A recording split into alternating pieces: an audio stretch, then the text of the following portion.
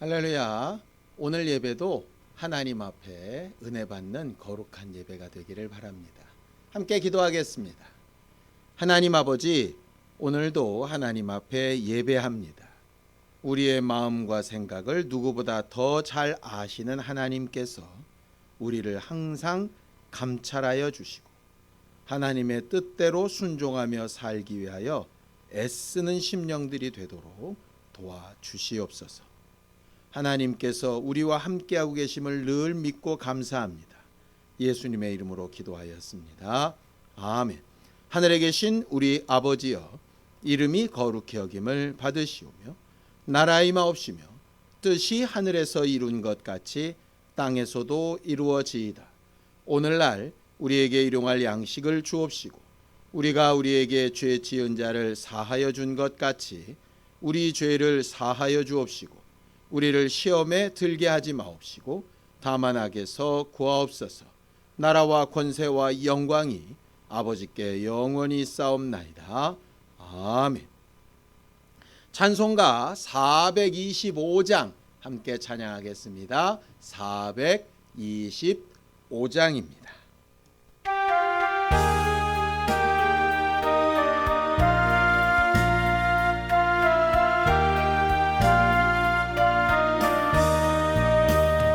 주님의 뜻을 이루소서.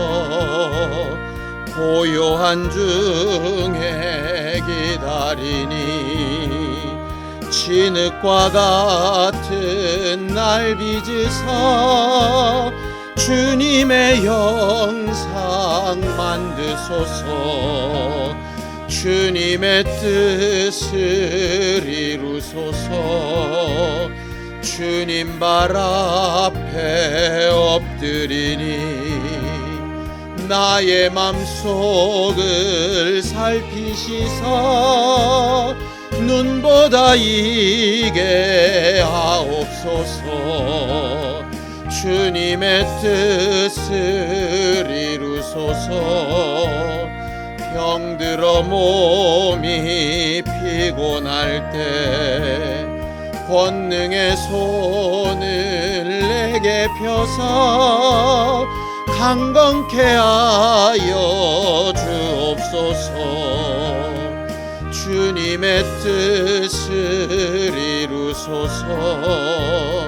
온전히 나를 주장하사 주님과 함께 동행함을 만민이 알게 하옵소서.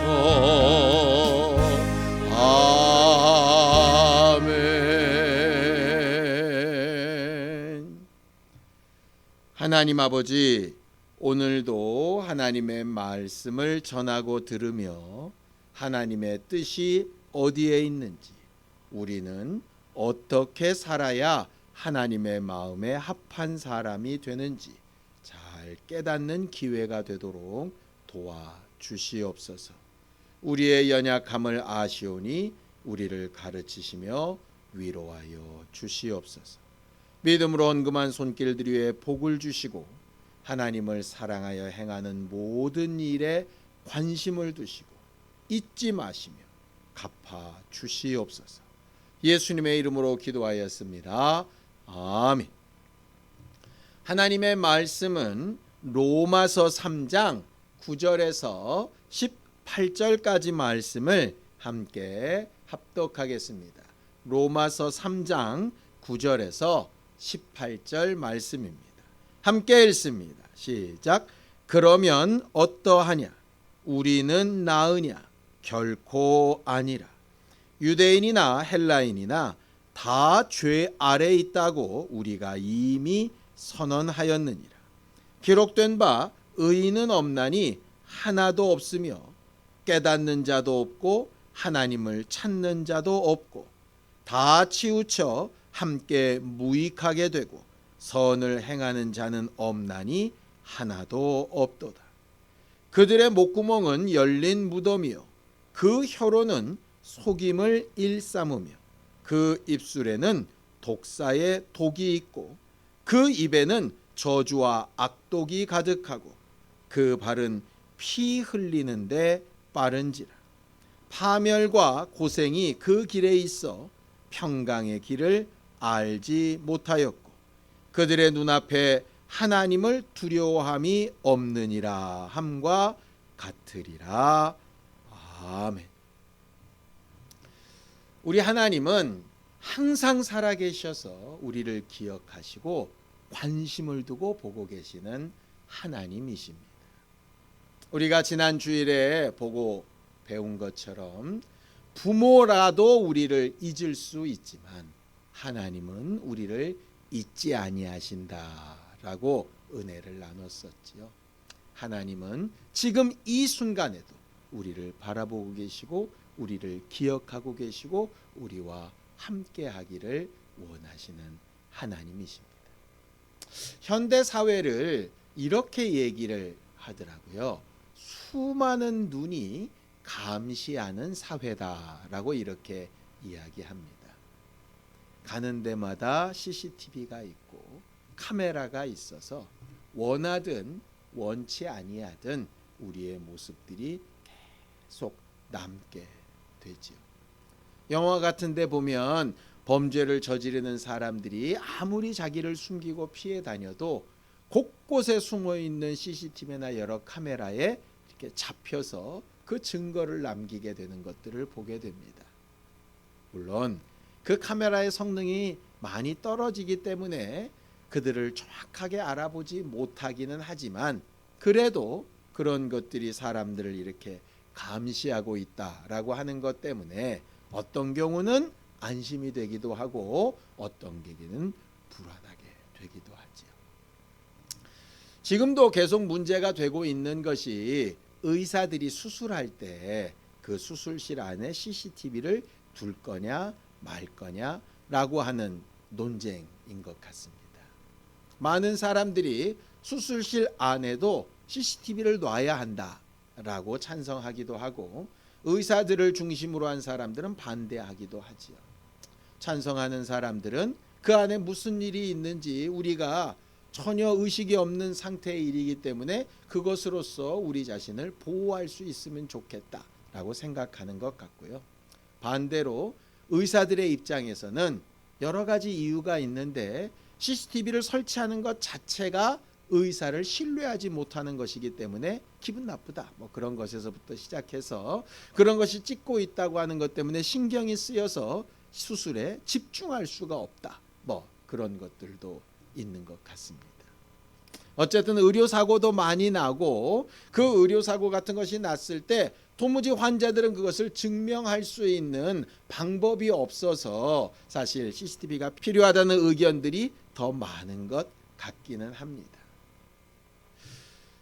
다른 것들은 사실은 뭐 동의가 되기도 하고 동의가 안 되기도 하는데 한 가지 부분은 동의가 되는 것 같아요. CCTV라고 하는 것이 이렇게 찍고 있으면 뭔가 부담이 된다라고 하는 거죠.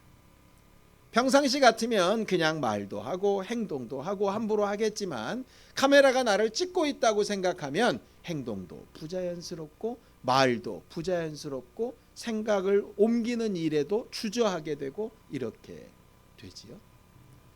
우리는 한동안 어린이집에 이렇게 CCTV로 나온 것 때문에 굉장히 많은 논란들을 겪고 있습니다. 아이들을 그렇게 할 수도 있지 그런 것들이 학대로 비춰져서 되느냐?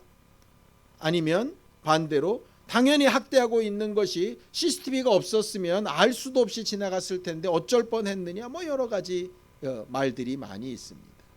거기에도 공통점은 딱 하나이죠. 그런 것들이 있으면 아무래도 행동에 제약이 있다는 겁니다.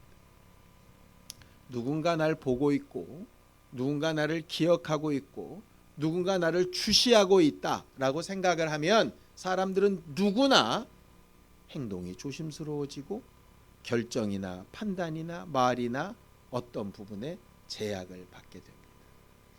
신앙생활이 뭘까?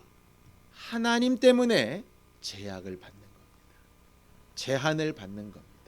일종의 부담을 가지는 겁니다. 흐릿한 CCTV 앞에서도 함부로 행동하지 못하는데 날카롭게 우리를 살펴보고 계신 하나님의 눈빛 앞에서야 어떻겠습니까?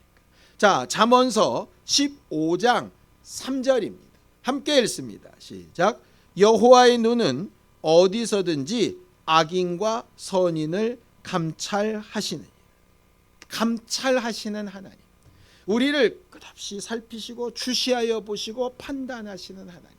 신앙생활의 가장 기본은 하나님의 눈빛이 우리를 감찰하고 계시다라고 하는 겁니다. 나 혼자 있을 때에든 아니면 내가 남들이 보지 않는 상황이라고 함부로 행동할 때에든 아니면 내가 정말 남들이 볼 때는 오해되는 행동이나 상황으로 비춰지든 어쨌든 간에 하나님은 그 상황을 있는 그대로 가장 확실하게 어떠한 오해도 없이 바라보고 계시는 분이 하나님이시라고 하는 거죠. 그래서 어떤 경우에는 하나님의 그 눈빛이 우리에게 큰 위안과 도움이 되기도 하고 어떨 때에는 대단히 큰 부담과 위협이 되기도 합니다. 믿는 사람과 믿지 않는 사람의 차이가 여기에 있습니다. 그런데 신앙인임에도 불구하고 믿음이 있다고 말함에도 불구하고 하나님의 눈빛이 전혀 느껴지지 않고 부담도 없고 걸리는 것도 없다면 그건 좀 다시 한번 생각해 봐야 합니다. 하나님은 선인만 보시는 것도 아니고 악인만 보시는 것도 아닙니다. 석인과 악인을 다 바라보고 계신 하나님이시기 때문에 내 모든 일거수일투족과 내 마음과 생각이 절대로 하나님의 눈에서 벗어날 수 없다라고 하는 사실을 우리가 알고 인정해야 하는 것이죠. 우리가 지금 계속 이방인과 유대인들의 논쟁 같은 것을 보고 있는데요. 이방인들은 나름대로 이렇게 생각을 합니다. 우리가 행동으로는 좀 유대인들보다 부족하지만 율법을 아는 지식으로는 좀 부족하지만 그래도 하나님을 사랑하는 믿음과 은혜를 사모하는 마음과 저들은 예수를 잡아주겠지만 우리는 예수를 믿고 의지하고 있으니 우리가 훨씬 나은 거 아니냐? 이렇게 자기를 막 자랑하지. 유대인들은 우리가 예수를 죽인 죄는 있지만 그래도 하나님께서 우리를 먼저 택하셨고 하나님의 율법대로 살아보기를 더 훨씬 많이 했고 지금은 뭔가 바뀌어서 그 예수를 믿고 예수님의 뜻대로 살아보려고 지금 우리도 노력하고 있지 않느냐. 그러니 너희보다 우리가 훨씬 더 낫다라고 이렇게 말을 하는 거지. 남들보다 우리가 못한 부분을 좀 인정하면 좋을 텐데 사람들이 대부분 그렇지 않은 겁니다. 남들의 잘못한 부분들을 지적하고 나는 그보다 낫다라고 하는 것을 자꾸 이야기하려고 하는 거죠. 그런데 하나님은 이렇게 얘기하십니다. 잠언서 16장 2절입니다. 함께 읽습니다. 시작. 사람의 행위가 자기 보기에는 모두 깨끗하여도 여호와는 심령을 감찰하시느니라.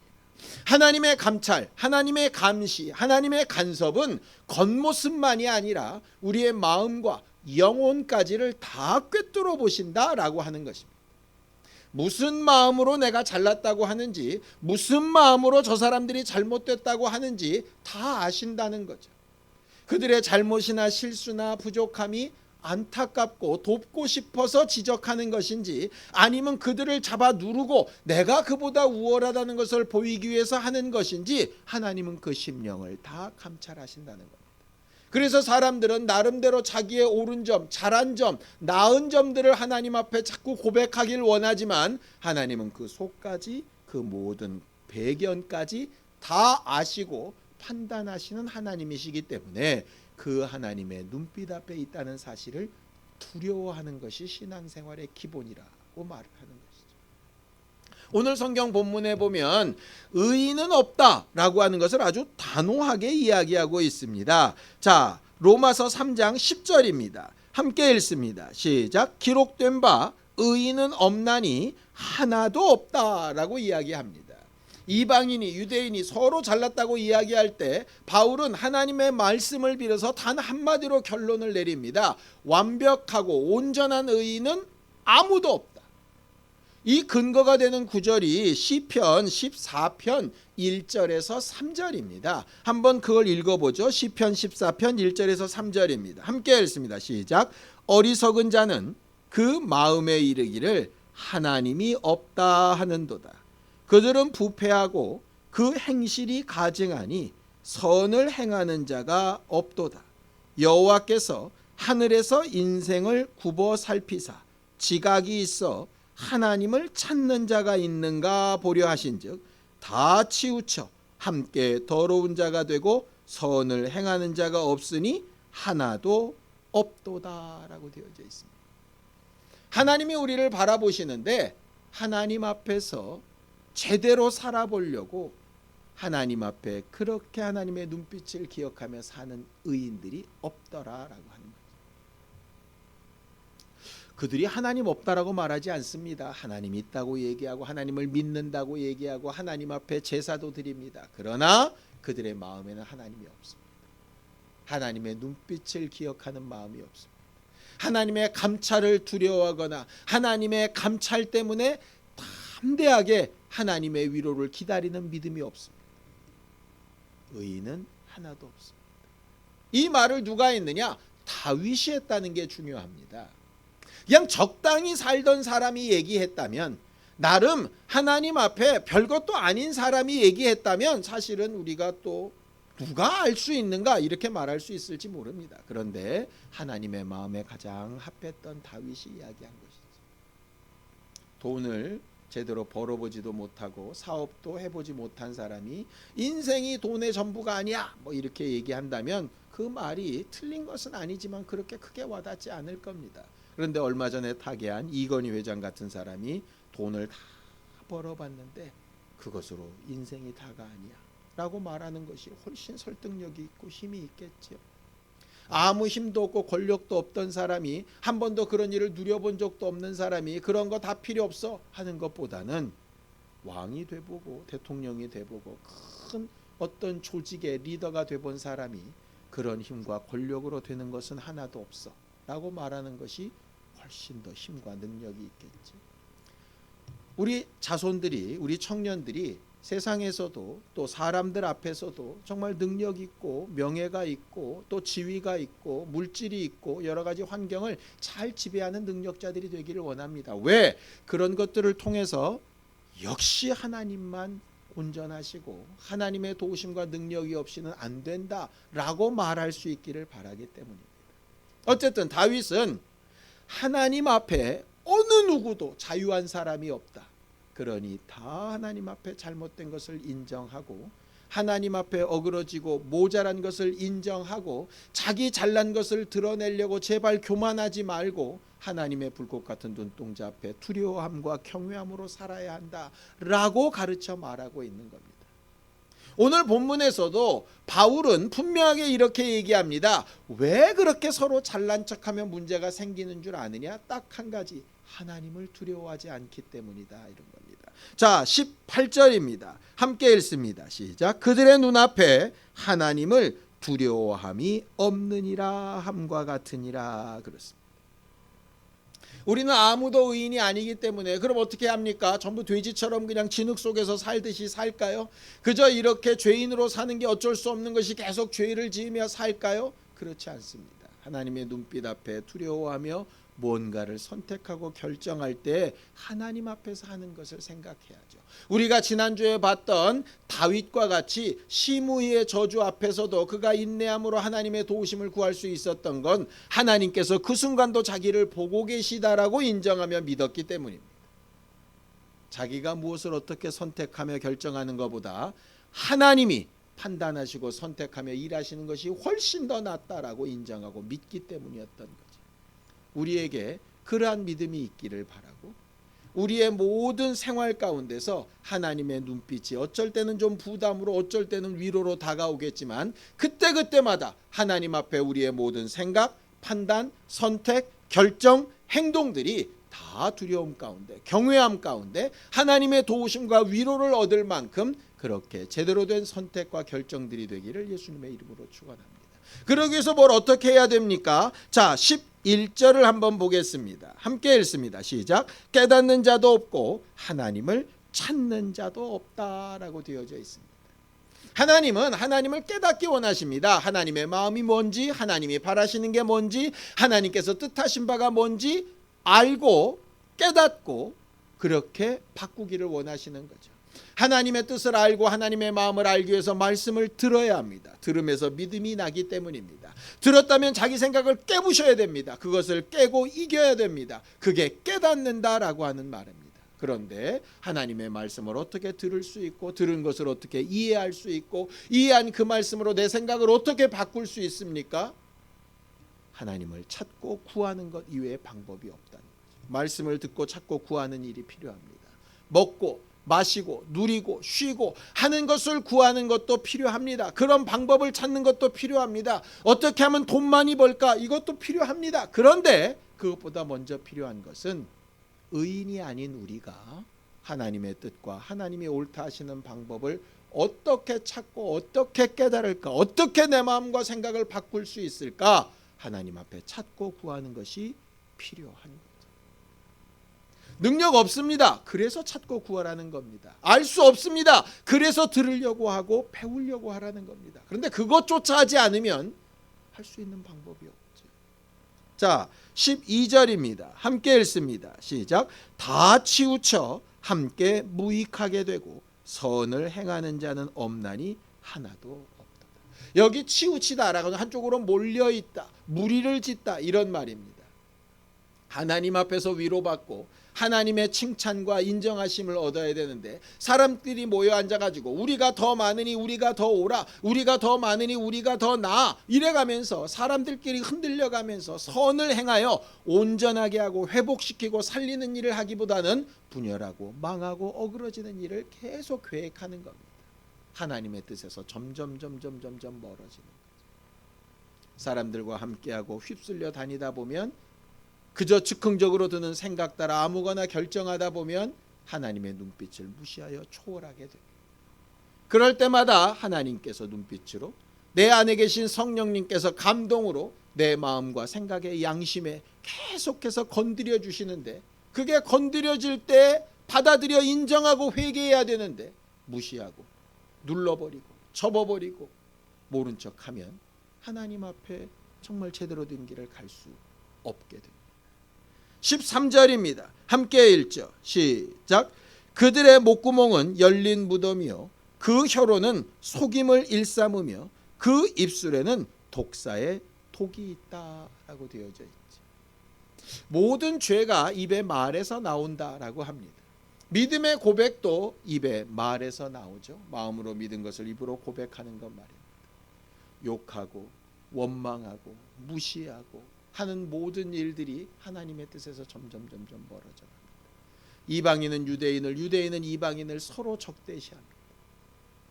살아가면서 믿는 사람은 믿지 않는 사람을, 믿지 않는 사람은 믿는 사람을, 또 믿는 사람 가운데에서도 이 사람이 저 사람을 계속해서 분란을 일으키고 하나님 보시기에 합당치 못하게 합니다. 우리가 말하는 것 하나, 우리가 생각하는 것 하나, 우리 입술로 고백하며 터뜨리는 것 하나가 마지막 날 그대로 우리에게 심판으로 돌아오게 될 텐데 하나님의 눈빛 앞에서 나는 어떤 말을 어떻게 하고 있는 사람인지 잘 주의하여 돌아보는 것이 필요합니다. 어떻게 그렇게 할 수 있습니까? 입술에 채갈먹이듯 하나님 앞에 기도하고 하나님의 도우심을 구해야죠. 말 한마디 한마디에 내가 하나님의 눈빛 앞에 있음을 알고 깨닫는 것이 대단히 중요합니다. 14절 15절 함께 읽습니다. 시작. 그 입에는 저주와 악독이 가득하고 그 발은 피 흘리는데 빠른지라 그랬습니다. 말이 계속되다 보면 결국 행동으로 연결이 되지. 말만 하고 끝나면 또 모르는데 그 말은 반드시 어떤 행동과 반응을 일으키게 됩니다. 그래서 분열이 일어나고 평강이 깨지고 하나님께서 바라시는 모습과는 전혀 다른 상황들이 벌어지게 되죠. 이로써 의인은 하나도 없다라고 하는 겁니다. 의인이 아닌 우리가 하나님의 눈빛 앞에서 어떻게 살까요? 이것을 거꾸로 넘어가야 하는 것이죠.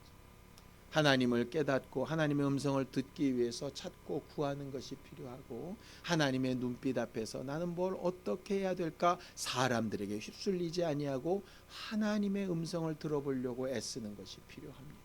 내 입에서 그저 함부로 튀어나오는 말로 스스로 범죄하지 아니하고 하나님 앞에 내 입의 말 하나하나를 제갈 먹이듯 그렇게 하나님께서 시키시는 말로 말하려고 노력하고 애쓰는 일이 필요합니다.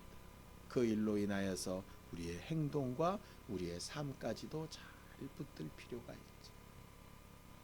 하나님의 눈빛 앞에 있다, 하나님의 감시 아래 있다 라고 하는 것은 결국 우리의 마음과 생각에는 부담일 수 있지만 그것이 우리의 마음이나 생각이나 양심을 굉장히 날카롭게 만들고 세밀하게 만들고 사실은 연단시키는 일을 하게 됩니다. 자, 시편 26편 2절입니다. 함께 읽습니다. 시작. 여호와여 나를 살피시고 시험하사 내 뜻과 내 양심을 단련하소서라고 이렇게 되어져 있습니다.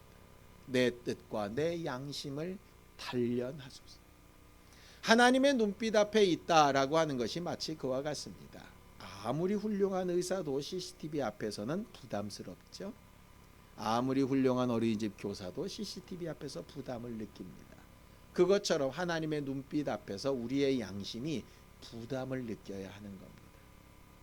부담 느끼는 건 나쁜 것 아니야? 자유롭고 행복해야 좋은 것 아니야? 자유와 행복이 아니라 방종이 되거나 그것이 불의가 되거나 죄악이 되어서 결국 내게 무익하게 된다면 차라리 부담을 느끼며 그런 말이나 행실을 제한받고 하나님께서 가르치시고 지시하시는 바를 따라가게 되는 것이 훨씬 더 생명에 유익하고 하나님의 뜻대로 사는 삶이 되어지게 될 겁니다.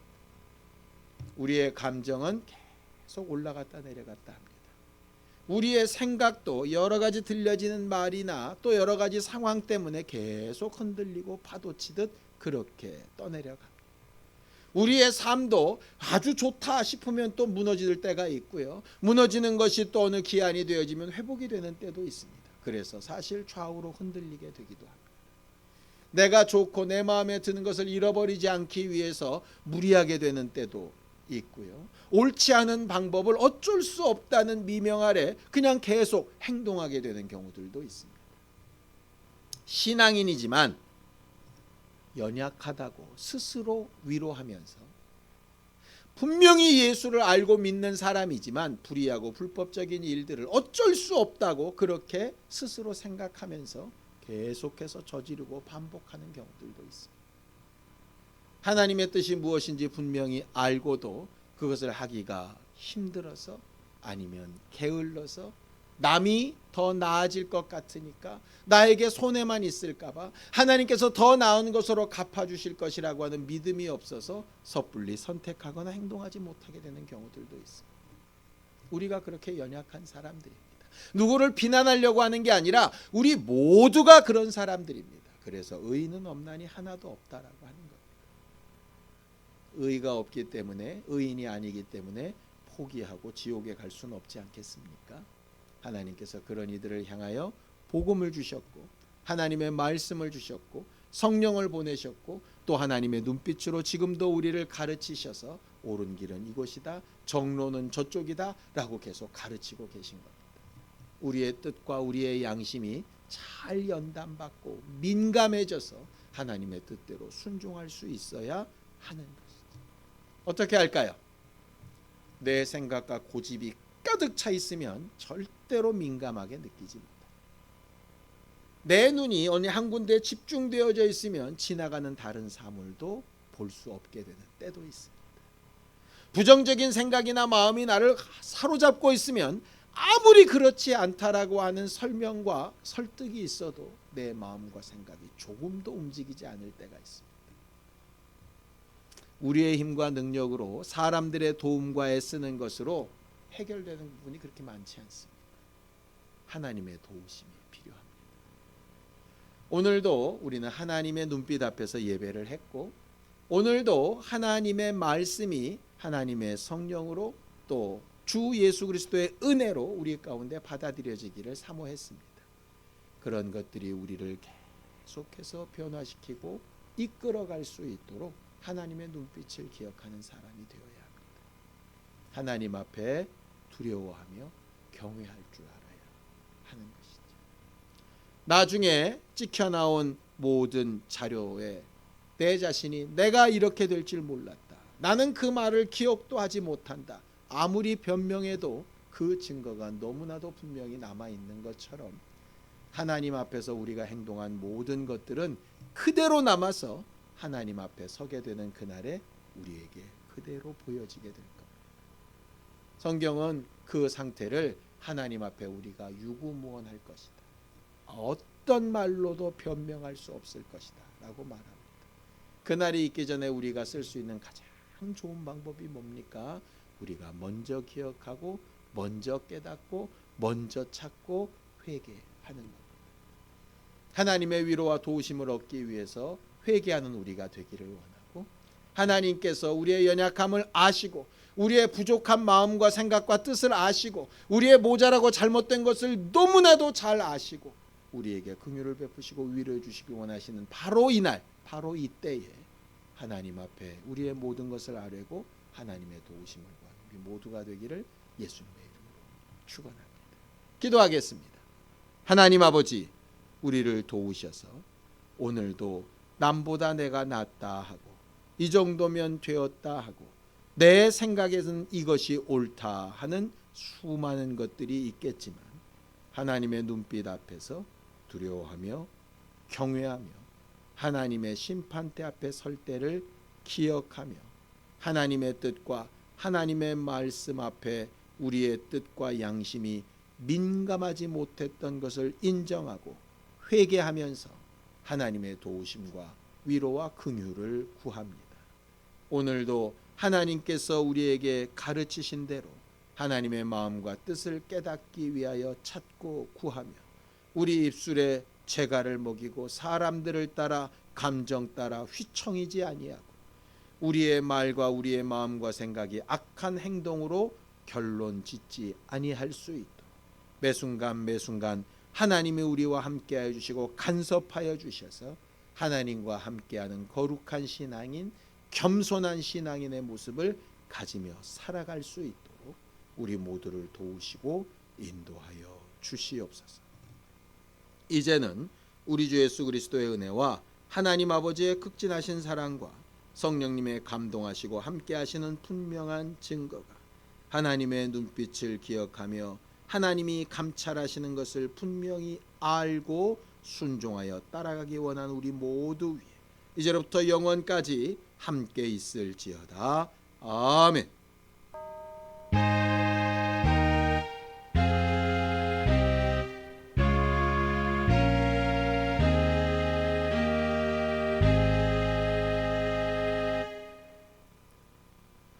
오늘도 감찰하신 하나님 앞에서 그 눈빛을 기억하며 사는 우리 모두가 되기를 바랍니다.